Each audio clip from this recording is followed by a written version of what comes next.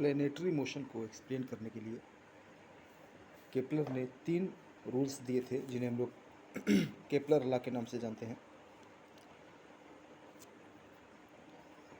तो अगर मान लिया सन है, सन के अराउंड जो भी प्लैनेट्स रिवॉल्व कर रहे हैं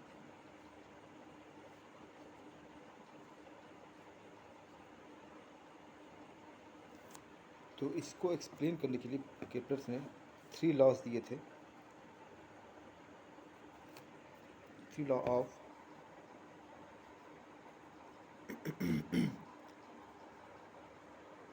planetary motion.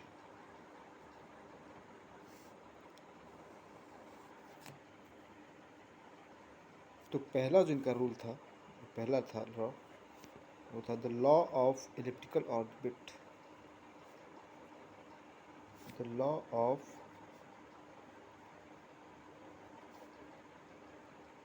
Elliptical orbit.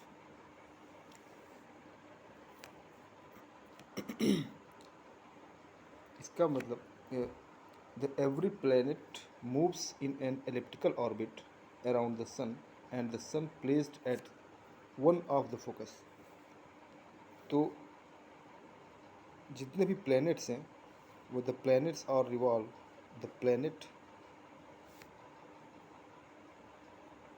Revolve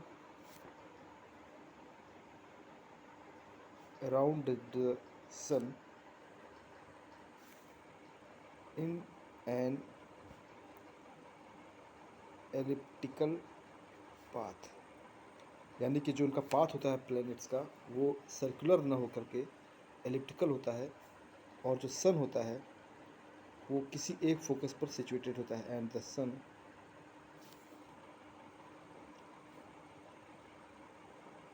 situated one of any focus. तो अगर ये हमारा एलिप्टिकल पाथ है और यहाँ इसके 2 फोकस हैं, तो सन किसी एक फोकस पर होता है और जो हमारा प्लैनेट है वो इसके अराउंड रोटेट करता है, रिवॉल्व करता है।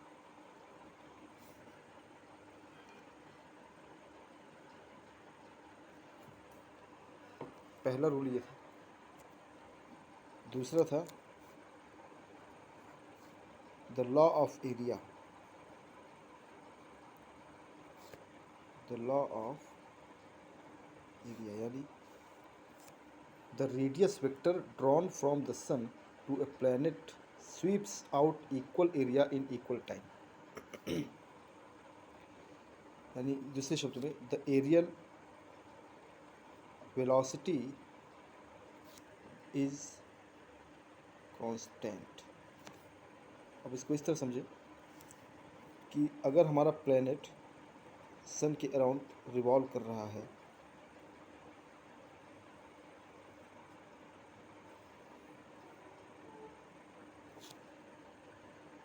तो वो सेम टाइम में कहीं भी रहेगा, वो उसका जो एरिया का जो कवर होगा, area covered in a unit time will be same.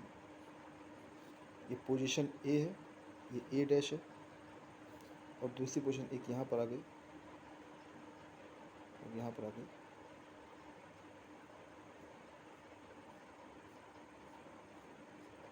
सन है, ये बी डैश है। तो एरिया जो होगा हमारा, area S B dash is equal to area S A dash. यानी कि इक्वल टाइम में जो प्लैनेट होगा वो सेम एरिया कवर करेगा।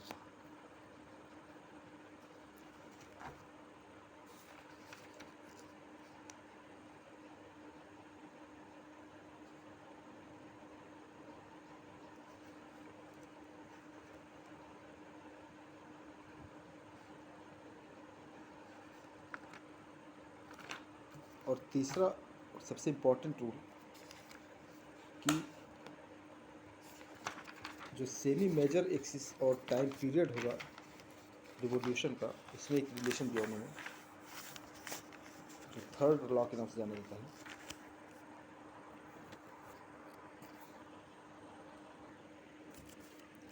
और थर्ड लॉ था द हार्मोनिक लॉ, जिसे हम लोग हार्मोनिक लॉ से नाम से जानते हैं। हार्मोनिक यानी कि the square of the period of revolution of the planet around the sun is proportion to the cube of the semi major axis of the ellipse. यानी कि जो टाइम पीरियड होगा रिवोल्यूशन का, उसका स्क्वायर जो होगा वो सेमी मेजर एक्सिस के होल क्यूब के प्रोपोर्शन होगा। टी रिवोल्यूशन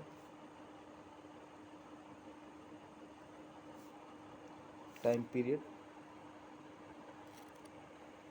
और ए हमारा है सेमी मेजर एक्सिस। तो ये तीन रूल उन्होंने दिए।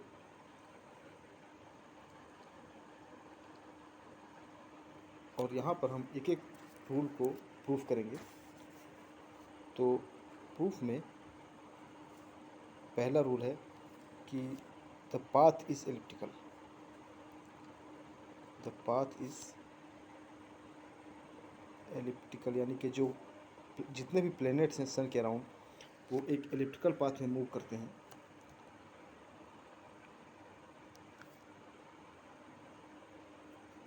तो अगर मान लिया हमने कि the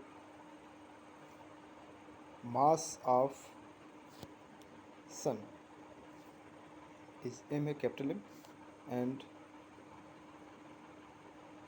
the mass of planet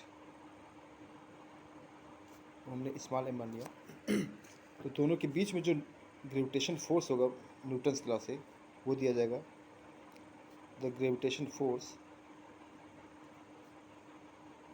F is equal to minus GMM/r square, r cap. Minus का मतलब दोनों के बीच में ग्रेविटेशन हमेशा अट्रैक्शन होगा, अट्रैक्टिव फोर्स होता है ग्रेविटेशन। और r डायरेक्ट डिस्टेंस है सन और प्लैनेट के बीच में, और r कैप यूनिट वेक्टर है उस डायरेक्शन में।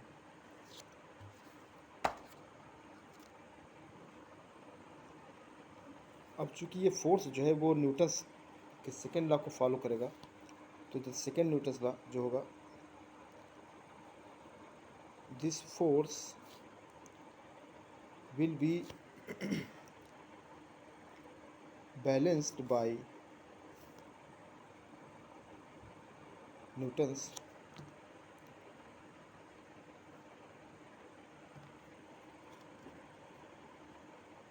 second law, यानी force equal to mass into acceleration और रेडियल एक्सीलरेशन। अब यहाँ रेडियल एक्सीलरेशन का मीन्स ये है कि हमारा जो प्लैनेट है वो एक सर्कुलर या एलिप्टिकल पाथ में रोटेट रिवॉल्व कर रहा है, कुछ इस तरीके से।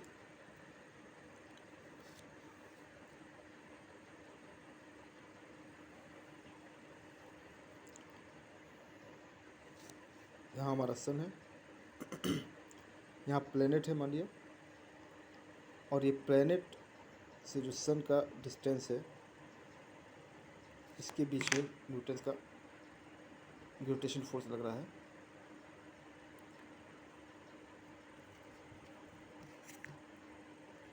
ये डायरेक्ट डिस्टेंस r हो गया, और ये एक एंगल है थीटा मेजर एक्सिस से, और कुछ टाइम के बाद जब ये प्लैनेट अपनी पोजीशन को चेंज करके यहाँ पर आता है p डैश पे, तो इसका जो एंगल होता है वो डी थीटा और शिफ्ट कर जाएगा।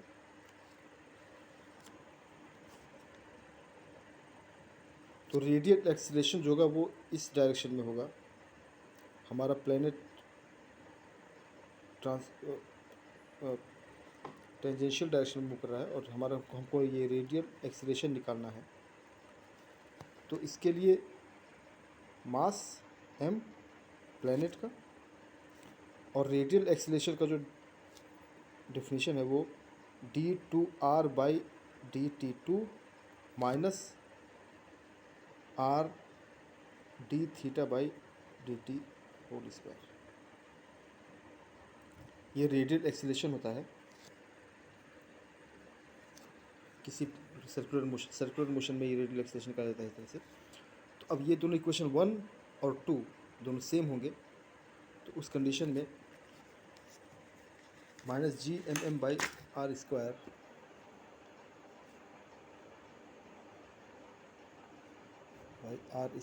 इक्वल टू m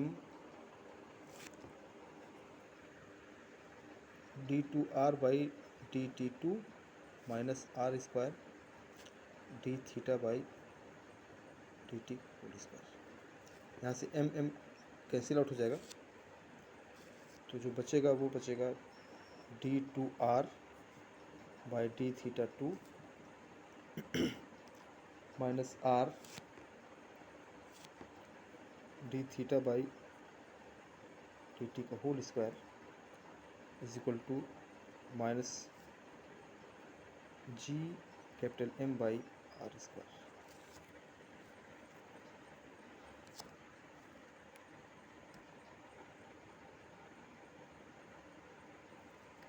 अब इस क्वेश्चन में r³ से मल्टीप्लाई कर दें, अगर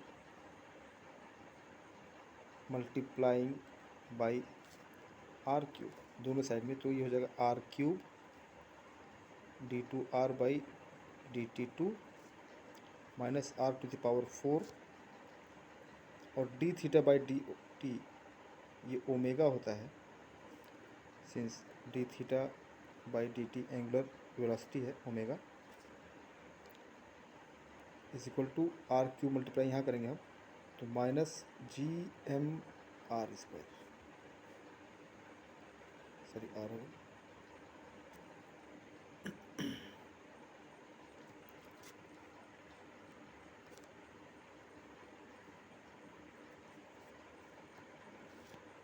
r⁴ और ओमेगा एक कांस्टेंट है, तो इसको हमने मान लिया let r² omega is equal to h।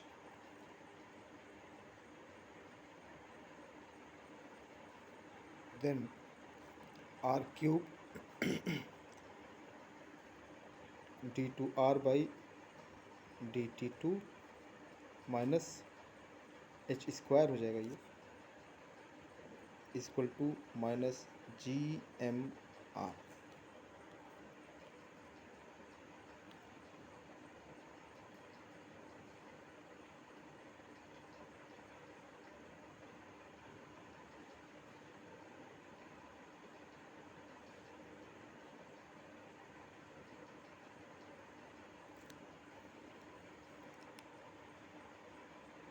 Now हम यहाँ पर हमने माना है omega r² omega equal to h हमने लिया है, इक्वेशन नंबर मान लिया, तो ओमेगा इक्वल टू होगा h/r² या dθ/dt equal to h/r²। Suppose अब r को हमने u मान लिया, एक नया constant, then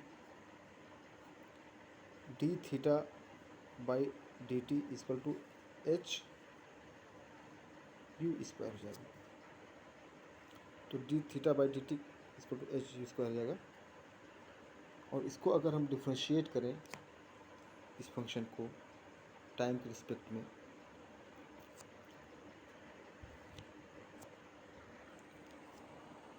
r equal to 1/u है, तो dr/dθ जो होगा dt वो d/dt 1/u, या इसको सिंपली लिख सकते हैं -1/u² du/dt,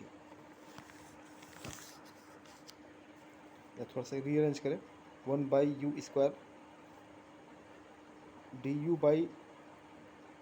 du/dθ into dθ/dt, ये हो जाएगा आपका D r by d t.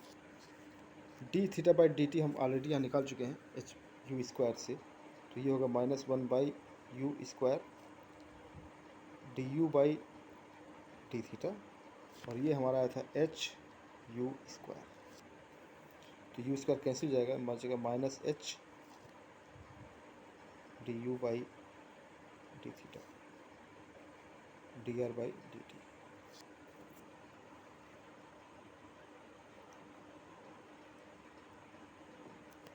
अब इसका हमको सेकेंड ऑर्डर डिफरेंशियल निकालने के लिए d two r by d t two करेंगे, हम डिफरेंशिएट करेंगे, तो -h d two u by d theta two into d theta by d T. Again यहाँ पे हम रखेंगे एच यू स्क्वायर, तो जगह -h square u square d two u by d theta two. अब इस d two r d theta की value को हम अगर पीछे इक्वेशन में रखते हैं, यहाँ पे इस इक्वेशन में, तो जो वैल्यू निकल कर आएगी वो आएगी r cube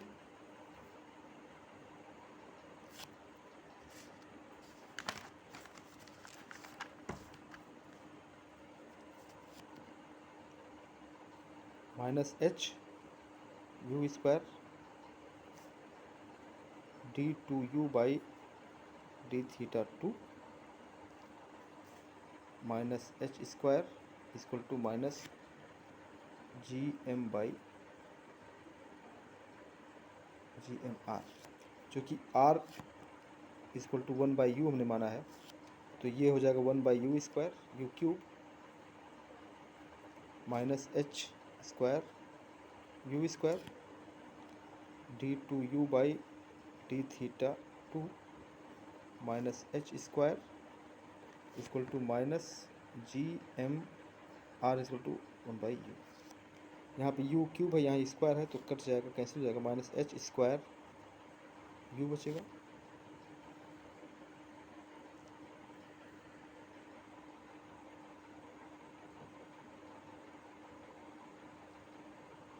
by u d two u by d theta two -h square equal to -gm by u. LCM ले लें यू को और एच स्क्वायर कैंसिल कर दें अगर, तो यहाँ बचेगा d two u by d theta two, minus minus plus हो जाएगा, और यू एलसीएम है तो यू यहाँ जाएगा, एच स्क्वायर कॉमन होकर नीचे इसके नीचे चला जाएगा, equal to GM by H square.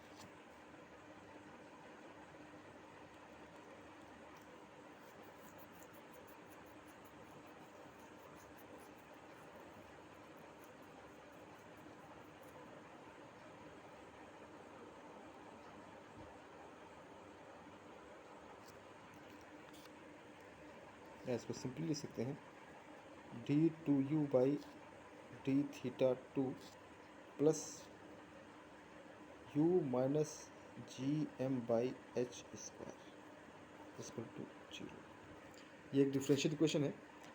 अब ये u एक फंक्शन है, अगर इस फंक्शन में हम कुछ भी जोड़ दें या घटा दें तो इसके डिफरेंशियल पे कोई फ़र्क नहीं पड़ेगा। अगर हम कांस्टेंट जोड़ते हैं इस फंक्शन में, अगर कुछ u में कोई कांस्टेंट जोड़ दें तो डिफरेंशियल पे कोई फ़र्क नहीं पड़ेगा। तो हमने इसमें सेम टर्म जोड़ दिया, बजाय u के हमने यहाँ लिख दिया u minus GM by H square, चूँकि ये टर्म हमारा कांस्टेंट है तो इस पर डिफ्रेंशिएट करेंगे तो ये कांस्टेंट 0 हो जाएगा, plus u minus GM by H square. इतना टर्म ने ऐड सेपरेट कर दिया, ये कांस्टेंट है, कांस्टेंट का डिफरेंशियल 0 होगा, इसलिए इस इक्वेशन पे कोई फ़र्क नहीं पड़ेगा।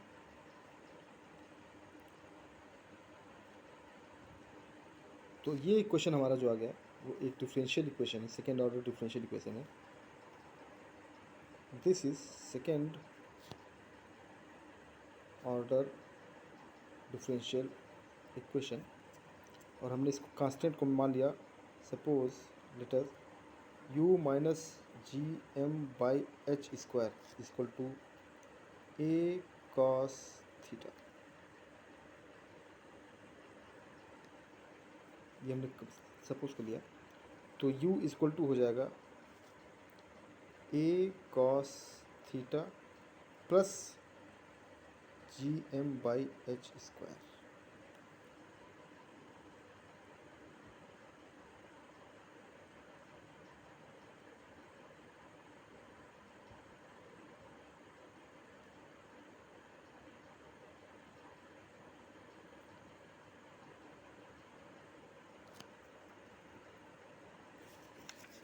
यानी कि जो इक्वेशन मिला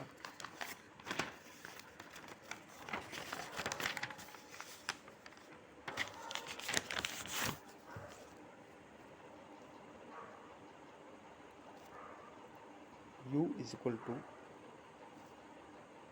G M by H square plus A cos theta.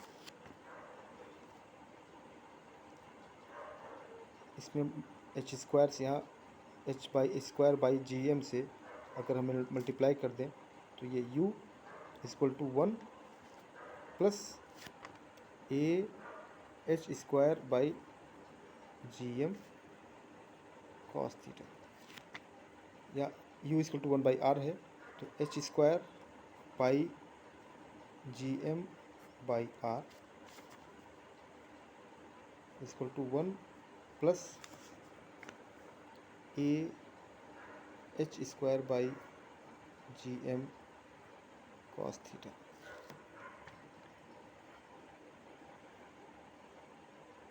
अब यहाँ पर h square by ji m ये कांस्टेंट है, इसको हमने एल मान लिया, जिसे हम लोग लेटस रेक्टम ऑफ एलिप्स कहते हैं। And a H square by ji m ये कांस्टेंट है, जिसे हम ई कहते हैं। ये एलिप्टिसिटी कहलाता है, एलिप्टिसिटी। तो इस हिसाब से जो इक्वेशन हमारा बनेगा वो l by r equal to 1 plus e cos theta. ये एक एलिप्स का इक्वेशन है जो पोलर फॉर्म में है। This is equation of ellipse in polar form.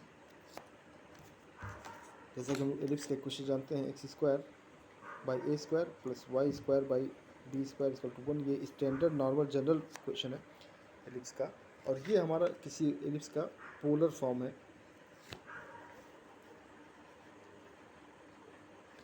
तो यहाँ से ये प्रूफ होता है कि जो हमारा प्लैनेट है वो सन के अराउंड किसी एलिप्टिकल पाथ में मूव करता है, क्योंकि इसका जो लोकस है is always a elliptical. Locus हुआ प्लैनेट का रिवॉल्यूशन का, वो एलिप्स के फॉर्म में आता है।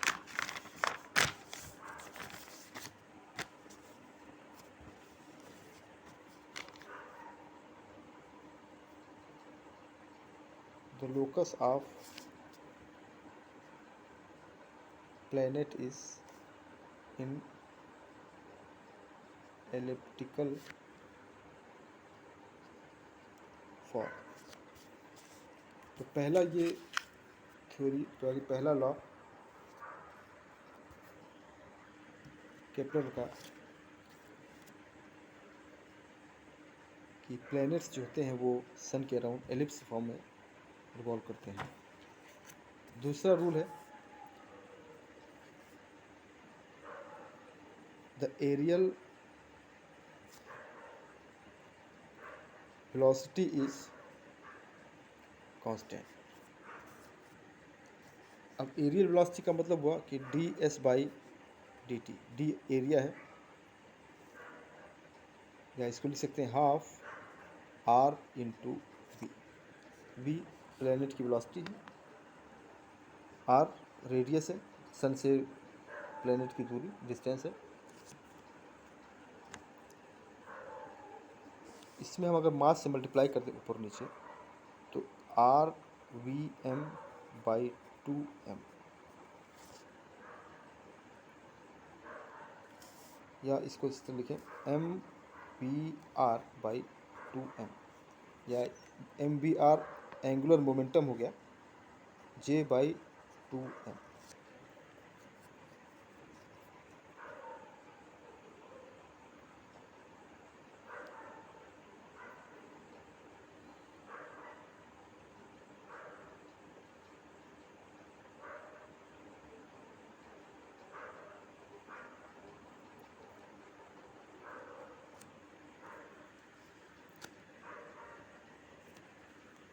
हमको पता है कि we know that central force में under central force the angular momentum is always constant।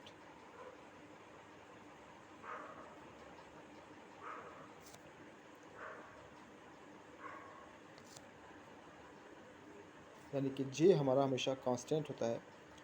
Planetary motion में जे हमेशा कांस्टेंट होता है, तो इसलिए हमारा ds/dt भी कांस्टेंट होगा। या इसको इस तरह समझ सकते हैं, एरियल वेलोसिटी जो हमारी होगी ds/dt, ये हमने लिखा 1/2r² omega.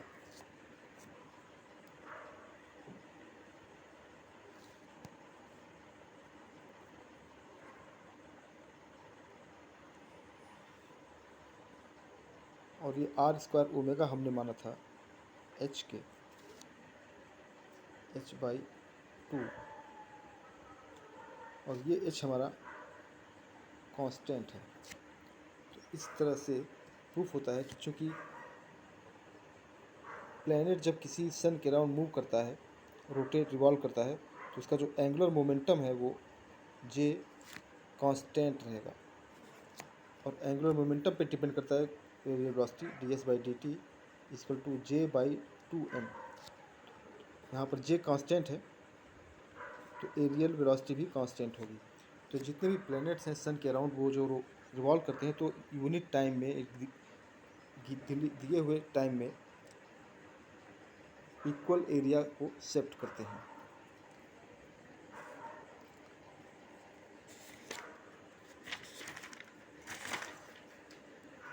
Third law Kepler का द हार्मोनिक लॉ से कहते हैं।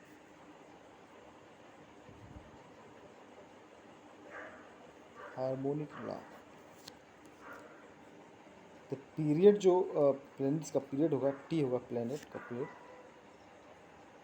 Area of ellipse divided by areal velocity. यानी कि जो एरिया है एलिप्स का, किसी एलिप्स का एरिया वो πAB रहता है। ए मेजर एक्सिस है, बी माइनर एक्सिस है, और एरियल वेलोसिटी है ½ r² ओमेगा। या इसको लिख सकते हैं πAB बाई, ये h है, h/2, या t इक्वल टू 2πAB/h। तो टी स्क्वायर की वैल्यू जो होगी वो 4π²A²B²/h²।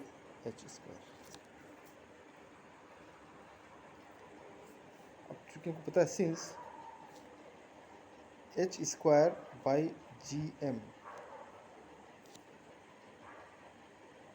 ये लेटेस्ट रेक्टम था, और ये होता है B²/A के, देन B² इक्वल टू, यहाँ से अगर हम लें तो AH²/gm। तो ये वैल्यू अगर हम यहाँ पुट कर दें इसमें, तो t² इक्वल टू 4π² और B² की जगह